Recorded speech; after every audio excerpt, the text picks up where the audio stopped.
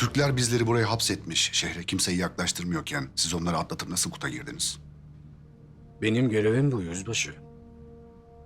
Girilemeyen yerlere girmek, yakalanamayanları yakalamak, kimsenin bilmediği şeyleri öğrenmek. Ancak şüphenizi anlıyorum. Size parolamı söyledim.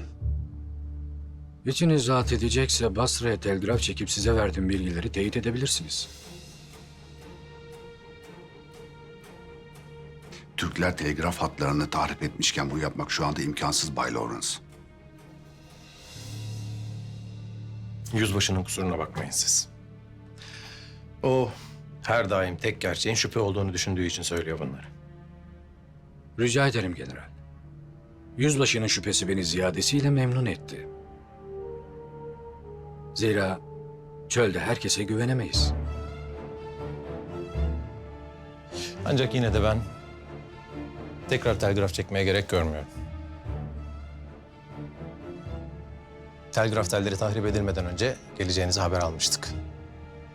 Bu kadar tehlikeyi aşıp geldiğinize göre önemli bir şey olmalı. Baylar, Londra bu işin bu kadar uzamasından oldukça rahatsız. Bu cephe yıkılmak üzere olan Türklere güç verdi. Umut aşıladı. Üzgünüm ama sayenizde Türkler yeniden ayağa kalktı. Bu çok büyük bir suçlama Bay Lawrence. Kabul edemem. Londra eğer bir suçlu arıyorsa bu ben ve askerlerim değiliz. Günlerdir takviye destek bekliyoruz, direniyoruz. Bunun tek suçlusu güçlü bir askeri destekle Türklerin kuşatmasını kıramayan Londra'dır. General, şehirde Üsküplü ve çetesinin yaptıklarından da mı Londra sorumlu? Ordumuzun içindeki Hintli askerlerin ihanetini ispatladım. Üsküplü ve çetesini yakında yakalayacağız, merak etmeyin. Bu vaatleri bana değil, arabaşı heyretlerine verin yüzbaşı. Üsküplü'yü yakalayıp elinizden kaçırdığınızı biliyorum. Sayenizde Üsküplü bölgede bir halk kahramanı olmuş.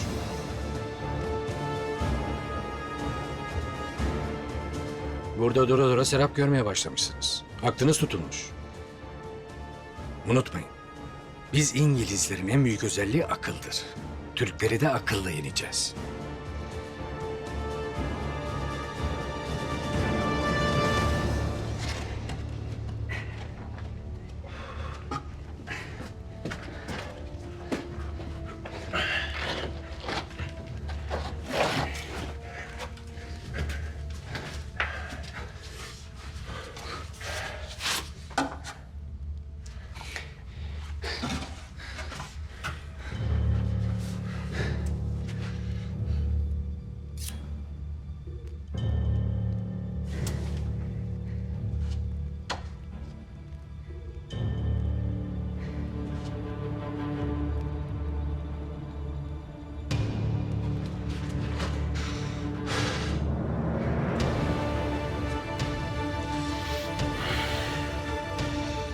Ya kahhar.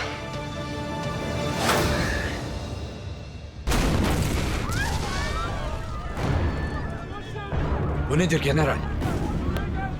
Bilmiyorum Bay Lawrence. Bilmiyorum.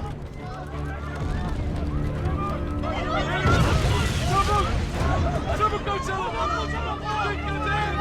Efendim, pencereden uzak durun.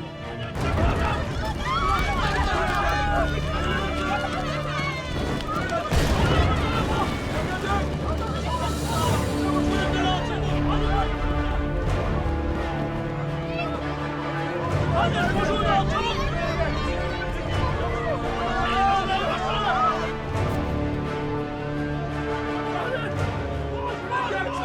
Bu zelzele bizi paramparça edecek.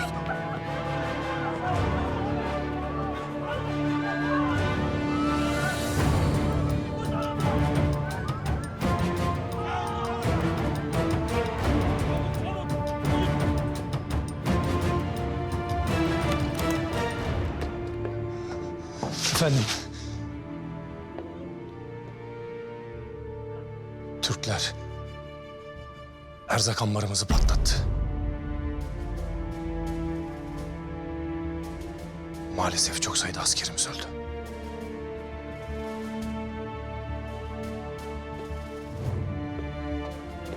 Yüzbaşı Hamilton! Aksilik istemediğimi defalarca belirttim. Bu kadar zor bir şeyi Türkler elini kolunu sallaya sallaya nasıl başarabiliyorlar? Bütün güvenlik önlemlerini almıştım efendim ama Demek ki içerideki bütün hainleri temizleyememişsiniz yüzbaşı.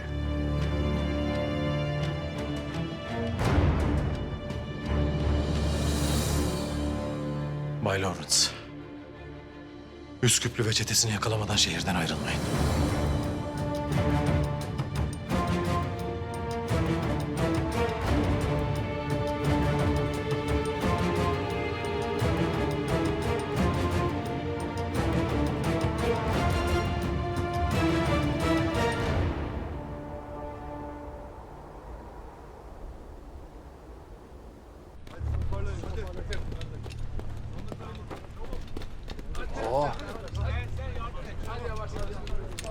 Ali komandanla bizimkiler cephaneliği patlattılar herhalde.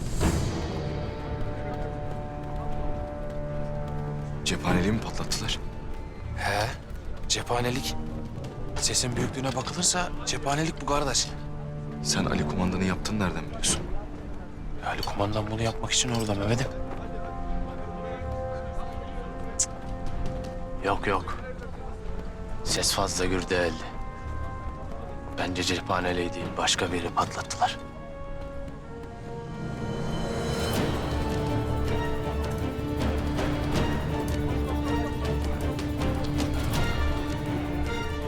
Belki de bütün karargahı patlatmışlardır.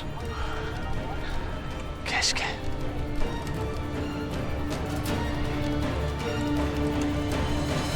Nerede kaldı bu adam? Hala gelmedi mi? Haberci yoldadır efendim. Birazdan gelir. Ebula duydun mu patlamayı? Duydum Necar, duydum. Sanki şehri göğe çıkarıp yere indirdiler. Ne oldu? Osmanlı mı şehri bombalıyor yoksa yine Üsküplü'nün işi mi? Bilmiyorum. Allah kahretsin. Ne yaptılar bilmiyorum. Efendim patlamanın sebebi belli oldu. Ne olmuş? İngiliz ordusuna ait erzak ambarı havaya uçmuş. Yangını söndürmeye uğraşıyorlar. Her şey yanıp kül olmuş. Eyvah! Allah kahretsin. Ölü ya da yaralı var mı oğlum? Çok İngiliz askeri öldü diyorlar. Fazlasından haberim yok. Çık dışarı.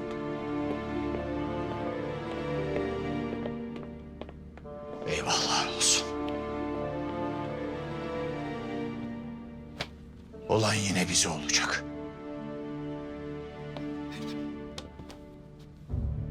Bizim bu işte bir dahilimiz yok. Bedelini biz değil, bunu kim yaptıysa o ödeyecek. Hayır, bizi ödetecekler. Sen hala tanımadın bunları. Ne hakla? Niçin bize ödetecekler?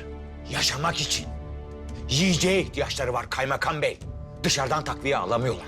Onca erzak havaya uçmuş. Halkın ambarlarına dadanacaklar. Eyvahlar olsun. Eyvahlar olsun Necar. Bu bir felaket. Zaten halkımız kuşatmadan dolayı perişan bir halde. Şimdi ellerinden de yiyecekleri alınırsa bunları kimse zapt edemez. Allah kahretsin. Onun istediği de bu zaten. Halkın ayaklanması. Kimin istediği? Üsküplü'nün.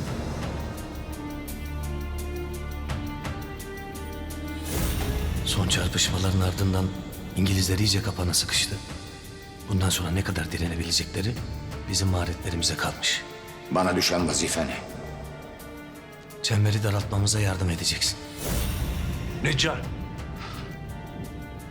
İvedilikle bir tedbir almamız lazım. Bu felakete izin veremeyiz.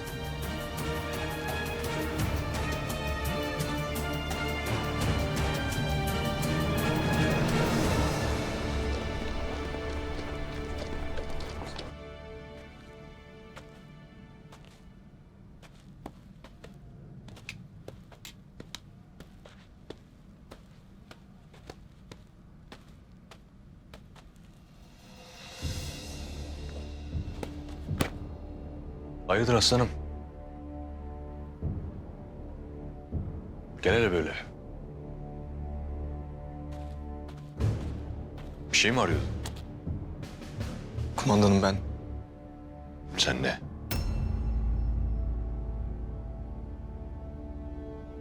Kumandanım çadırın dışında nöbetçi görmeyince içeriği kolçan etmek istedim. Aferin. Her daim böyle teyakkuzda ol.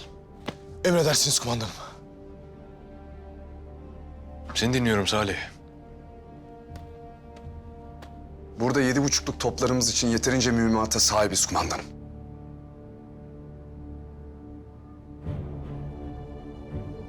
Sahra topları ve havanlar ne durumda? Yeterli miktarda var kumandanım. Kafi. Hafif silahlarımızda bir sıkıntı yok değil mi? Hayır kumandanım. 15.000'in üzerinde tüfeğe ve yeterli miktarda fişeğe sahibiz. Kapan gitgide daralıyor Salih. Silahlarda ve mühimmatlarda bir sıkıntı yaşamak istemiyorum. Anlaşıldı mı? Emredersiniz kumandan. Kumandanım. İngilizler pes edecek mi dersiniz? Şehirdeki neferlerimiz İngilizlerin erzak ambarlarını patlattı. Zafer çok yakın Mehmet'im.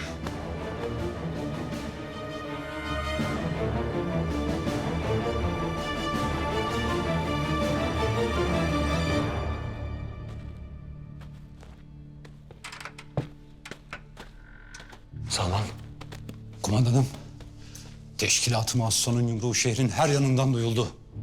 bu vurduğumuz ilk yumruk değil. Son da olmayacak aslanım. Ancak benim size iyi haberlerim yok ne yazık ki. Ne oldu? Zeynep bacı daha kendine gelemedi.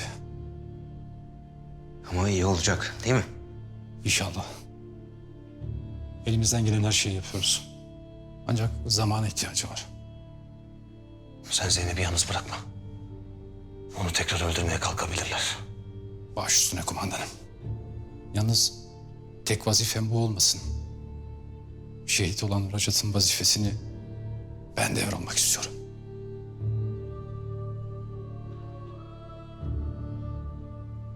O bu davaya şerefiyle hizmet etti. Söylediklerini duysaydı seninle gurur duyardı. Vazife senindir aslanım. Baş üstüne kumandanım. Ne yapacağımı söyleyin yeter. Yel olup Hintli Müslüman kardeşlerimizin arasında eseceksin. Uyanış olup akıllarında dolanacaksın. Onlar bu harbin kalbinde Salman. Racat'ın şehadeti onları sarsmıştır. Eğer yetim kalırlarsa filizlenemezler. Elimden gelen her şeyi yapacağım kumandanım. Lakin başka bir yol bulman gerek. Hamilton'ın gözü onların üstünde olacaktır. Her şeyi baştan başlatmam için vakit lazım kumandanım. Bu çok çetin bir vazife. Vakit dediğin avuçlarında bir buz parçası. Vazifen o buzu eritmeden ateşi yakmaktır. Çetindir. Ama sonunda zafer vardır.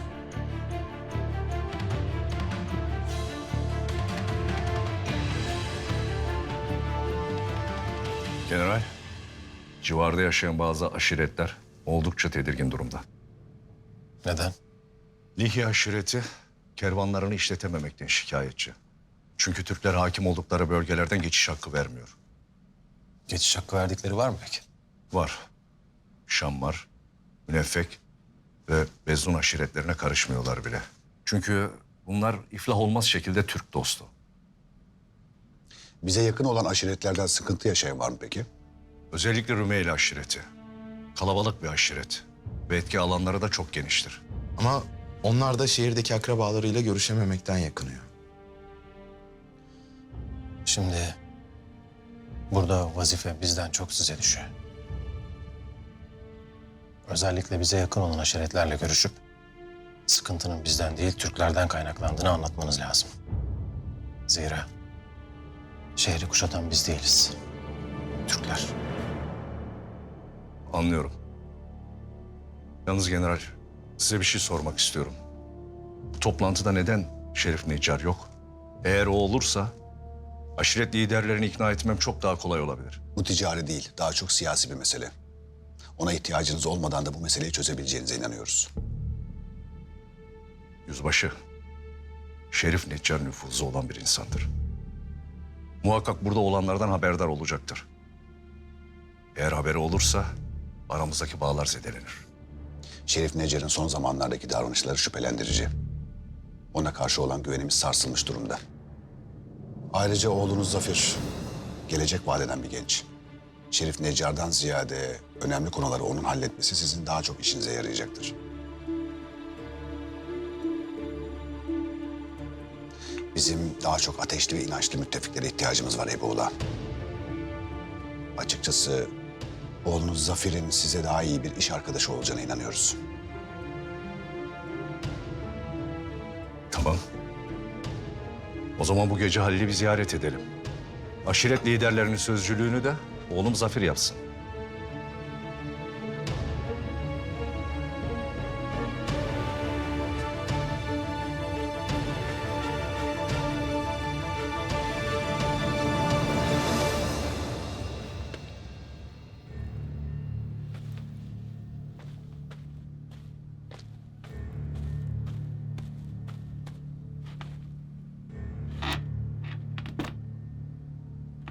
Kimse var mı? Cephanelikte kimse var mı?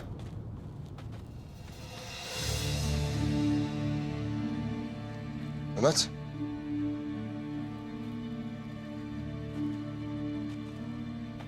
Sen miydin kardeşim? Ne yapıyorsun burada? Halil kumandanla mühimmat sayımına gelmiştik. O gitti, ben kaldım. Halil kumandanın kat'i emri var kardeş. Vazifeliler haricinde cephaneye girilmesi yasak. Ben de çıkıyordum zaten çavuşum.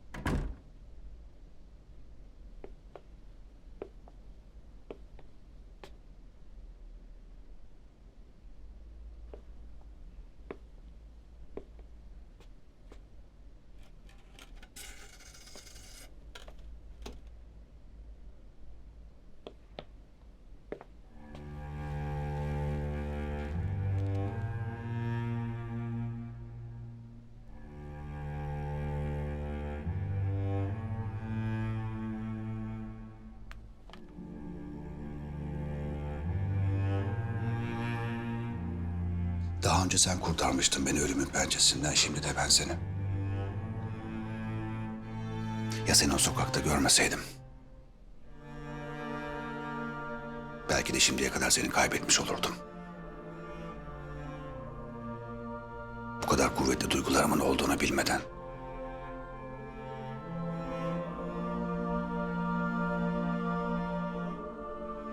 Daha mı iyi olurdu bilmiyorum. Ama Tanrı seni bulmamı istedi. Belki de ikimize bir şans vermiştir.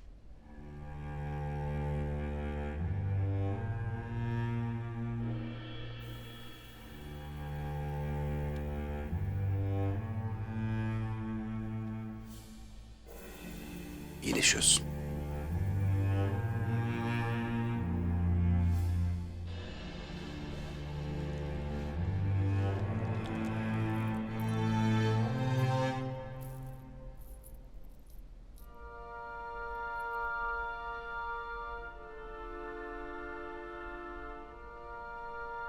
Birbirimizi tanıyacak zamanımız olmadı hiç. Kim bilir, belki de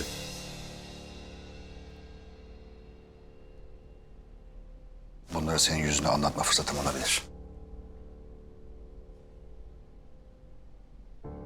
Britanya'nın fakir bir kasabasında doğdum ben. Babam işsiz, güçsüz, alkolik adamın tekiydi. Sürekli annemi döverdi. Ama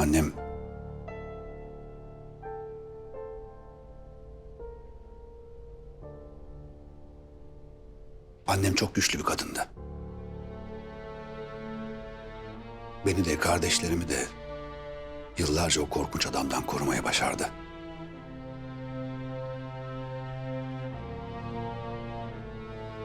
Sonra bir gün Babam annemi o kadar çok dövdü ki onu öldürecek sandım. 17 yaşındaydım. Elime bir bıçak aldım.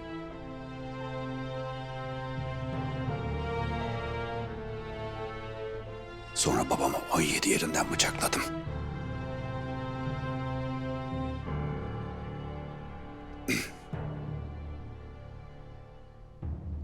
Babamı öldürdüm ben.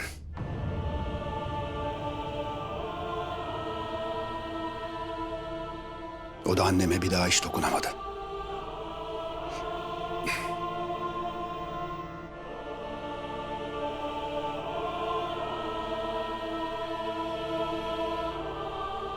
Aradan geçen yıllar içinde asla zavallı babam gibi olmadım. İyi bir asker olmak için, ülkemi gururlandırmak için korkusuzca savaştım.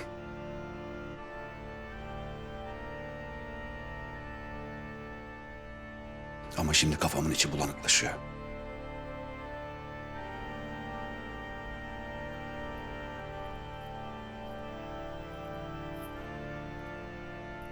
Bugüne kadar hiç hissetmediğim hisleri hissediyorum.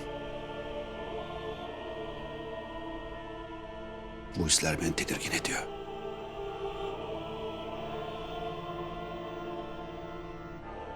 Bir asker sadece davasını düşünmelidir. Duygusal zayıflıklara savaşta yer yoktur. Çünkü her yerde seni avlayacak düşmanlar vardır. Düşmanlar sadece dışarıdan değil içeriden de saldırıyor. Artık daha dikkatli davranmam lazım. Şehre yeni bir casus geldi. Lawrence. Arabistanlı Lawrence. Buna karşı dik duracağım. General benim kimseye ihtiyacım olmadığını görecek. Üsküplü'yü ve çetesini Lawrence'dan önce yakalamam lazım. Bunu başaracağım. Yoksa bugüne kadar başardığım her şey tek bir başarısızlığın içinde yok olup gidecek. General Lawrence'a itibar etse de ben kazanacağım Zeynep. Sonra bu savaş bitecek.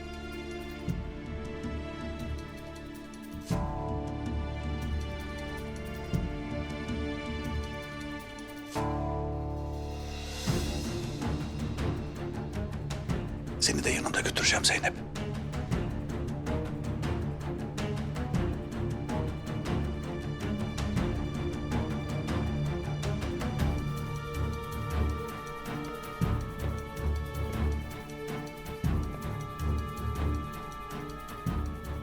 Asıl ben ikinizi de ait olduğunuz yere göndereceğim. Cehenneme.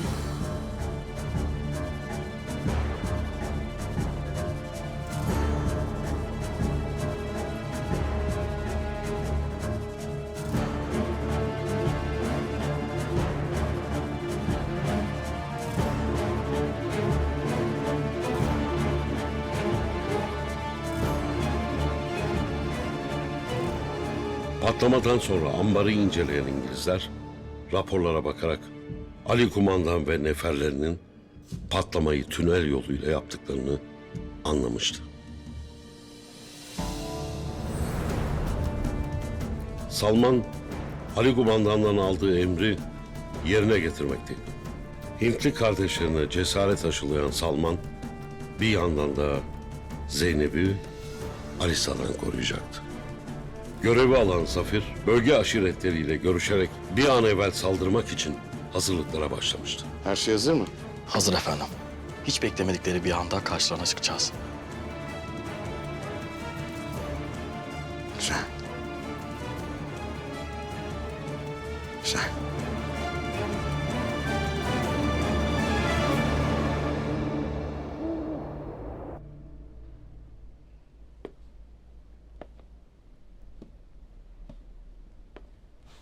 Yüzbaşı, söylediğiniz gibi ambarların patlatılmasında Hintli Müslüman askerleri kullanmamışlar. Bu kadar emin olmayın Bay Lawrence. Ayrıca iddianızın bir kanıtı yok. Zafer, gerçeği kabul edenlerin hak ettiği bir armağandır yüzbaşı. Gerçeğin üstünü örtenlerin değil. Üsküplü'nün ambarı tünel kazarak patlattığı apaçık ortada. Neden bunu görmezden geliyorsunuz? Bay Lawrence haklı.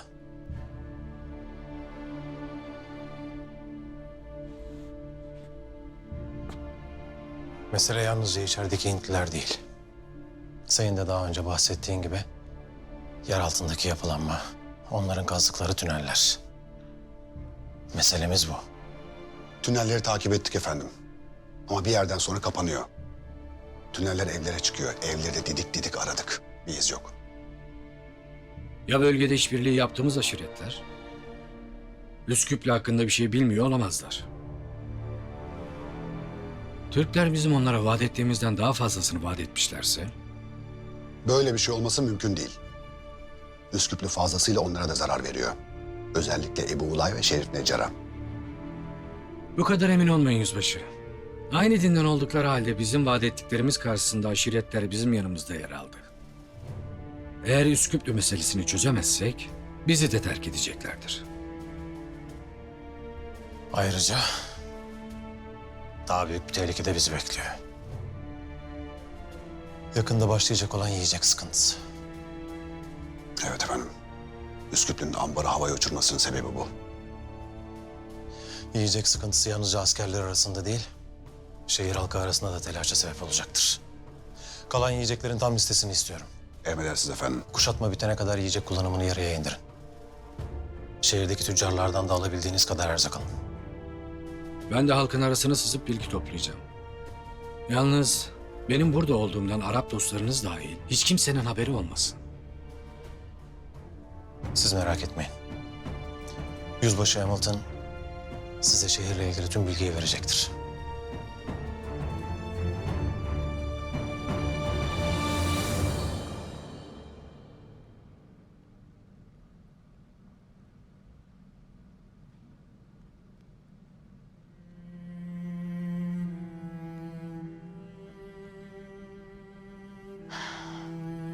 Ne zaman bitecek bu kabus?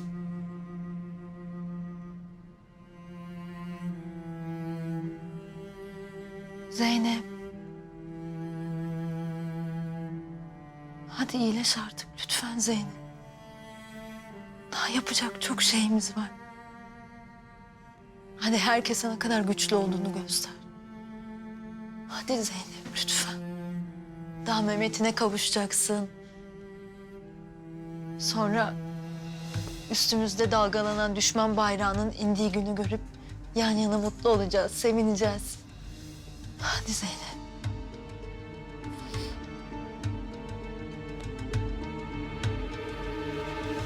İşte o gün hep beraber olacağız.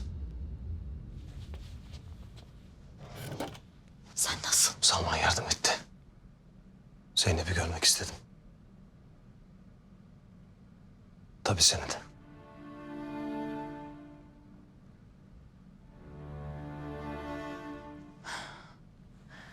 İnşallah iyi olacak Zeynep. İyileşecek değil mi? İyileşecek. Evvela biz inanacağız. Duamızı edeceğiz. O da iyileşecek. Sence Zeynep ifşa olmuş olabilir mi? Acaba onun iyileşmesini bekleyip de işkence yapıp konuşturmaya mı çalışacaklar? Sanmam. Dediğin gibi olmuş olsa Zeynep'i yatağa kelepçelerlerdi. Ama bir şeyler döndüğü aşikar. Yakup kaymakamlıkta Alisa'yı Zeynep'i soruştururken görmüş. Dikkatli olmamız lazım. Tamam. İnşallah dediğin gibi olur. İnşallah hemen iyileşir Zeynep. Hamilton şerefsiz ilk defa bir işe yaradı. O varken Alisa Zeynep'e dokunmaya cesaret edemez. Güçlü olman lazım Fatma. Zeynep'in yokluğunda vakıfta yalnız kalacaksın. Hem Alisa'yı hem de vakfı takip etmen gerek. Dikkatli ol. Tamam, merak etme. Az kaldı Fatma. Zafer'e de, uslata da az kaldı. Az kaldı.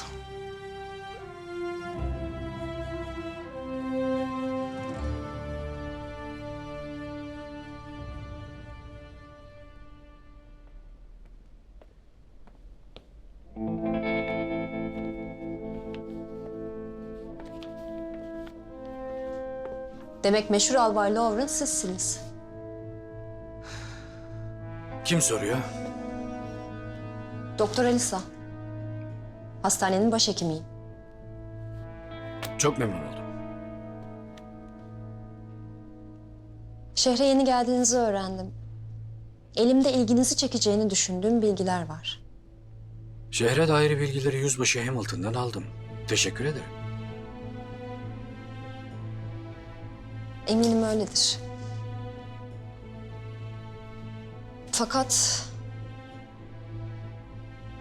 Fakat siz ona güvenmiyorsunuz.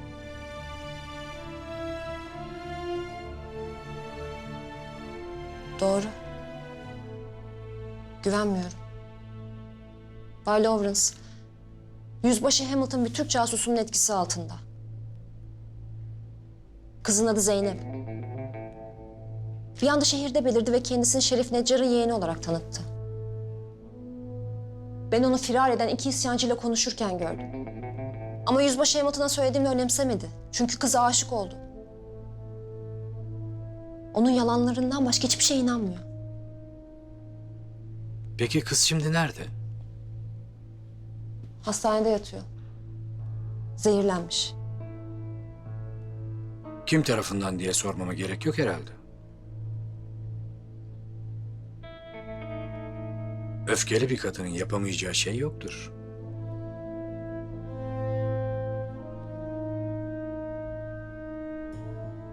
Demek şehir başından beri sizin elinizde olsaydı isyancılardan çoktan kurtulmuş olacaktık. Artık endişelenmenize gerek yok. Ben buradayım. Ve çok akıllı bir yardımcım olacak. Bay Lawrence, neye ihtiyacınız olursa ben buradayım. Siz yeter ki o lanet olası kızı ve Yüzbaşı Hamilton'ı yok etmeme yardım edin.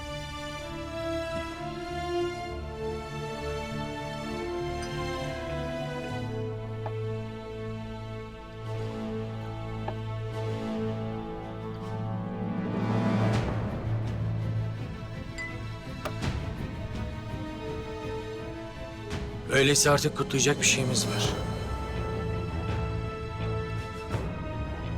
Zafer'e. Zafer'e. Bana bildiğiniz her şeyi anlatın.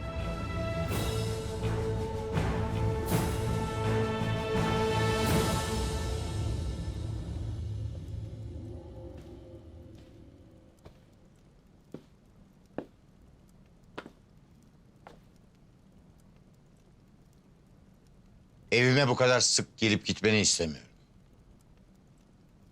Sizin yüzünüzden ölümle çelik çomak oynar oldum. Artık Müslümanlara hizmet ediyorsun. Korkma. Ölürsen şehit olacaksın. Sen bu güzel ama boş lafları git Bedevilere anlat Üsküplü. Söyle ne istiyorsun? Sen beni neden dinleyemiyorsun? Söyleyeceklerime inanmaktan mı korkuyorsun? Yoksa hakikatleri duymak mı seni bu kadar sinirlendiren? Bana bak. Ne dersen de fikirlerimi değiştiremezsin. Kızıma bir şey olmasın diye yardım ediyorum size. İstersen etme. Beni başkalarıyla karıştırma Neccar. Sana da kızına da bir şey olmayacak. Söz veriyorum. Ama bir düşün. Olur da Osmanlı kaybederse... ya Haçlılar şehirlerimizi tekrardan talan ederlerse... İngilizler Peygamber Efendimizin Medine'deki kutsal emanetlerini kaçırmanın peşindeler. Bunu İsset'i nasıl kaldıracak?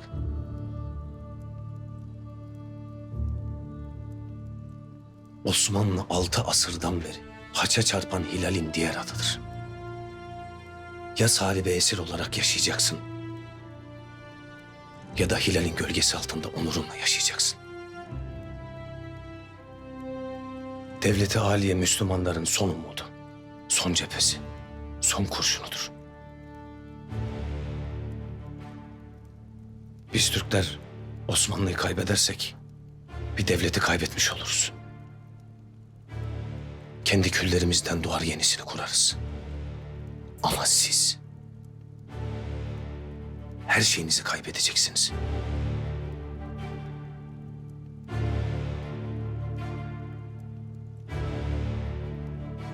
Benden ne istiyorsun Üsküplü? Neferlerimden biri İngilizlerin elinde. Adı Mehmet. Hafızasını yitirmiş durumda. Onu bulmamız lazım. Nereden bulacağım onu? Kim biliyor yerini? En son Ebu Oğlan'ın evinde tutuyorlardı. Bir daha da haber alamadık.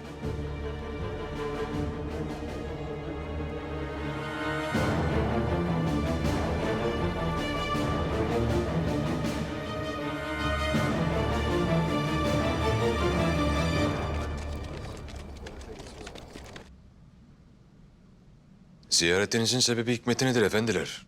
Bir maruzatınız mı var? Her biri bölgenin önemli aşiretlerinin temsilcisi olan dostlarımız kuşatmadan oldukça rahatsız Halil Bey. Neden? Vatan müdafasının ne gibi bir zararı var?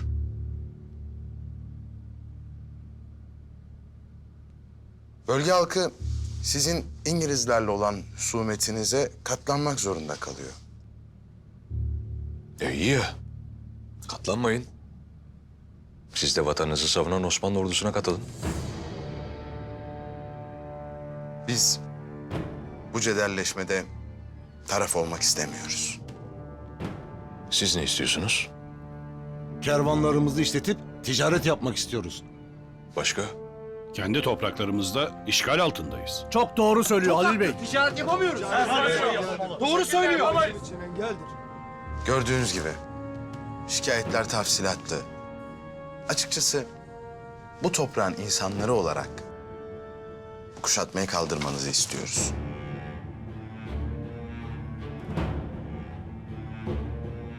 Bu kuşatma kalkmalı. Herkes şikayetçi Halil Bey.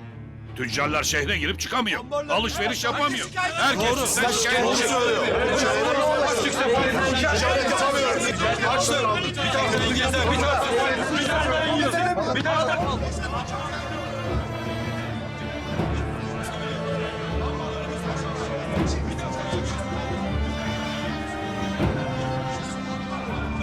Gafiller!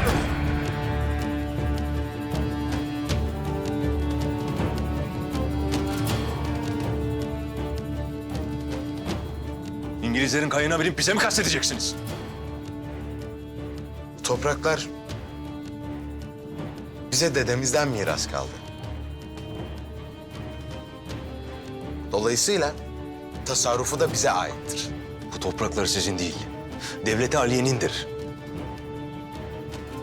Biz buraları siyasi okkabazlıklarla yurt eylemedik. Hüküm devleti aliyenin olabilir. Ancak bu topraklar bizimdir.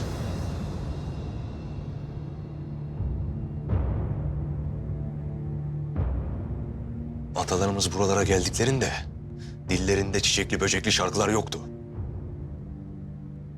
Önlerinde kurt başlı tuğlar, bellerinde ucundan kan damlayan yatağanlar vardı.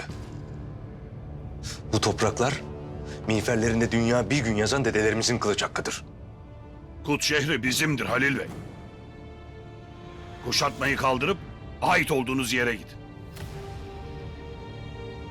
Bizden çakıl taşı isteyenlerin bu topraklardan alacağı tek şey bu toprağın altına girmekten ibarettir.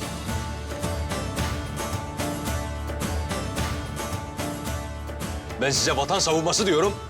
Siz hala ticaret, ziyaret diyorsunuz.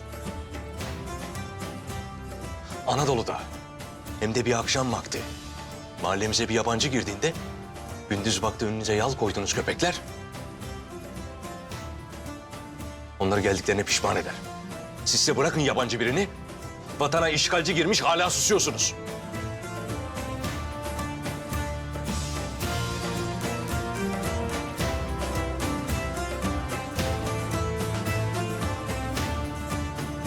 Defolun gidin buradan.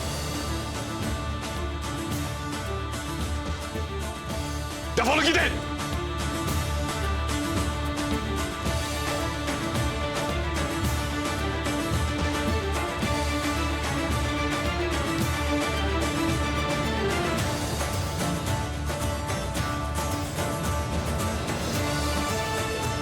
Emredersin kumandanım.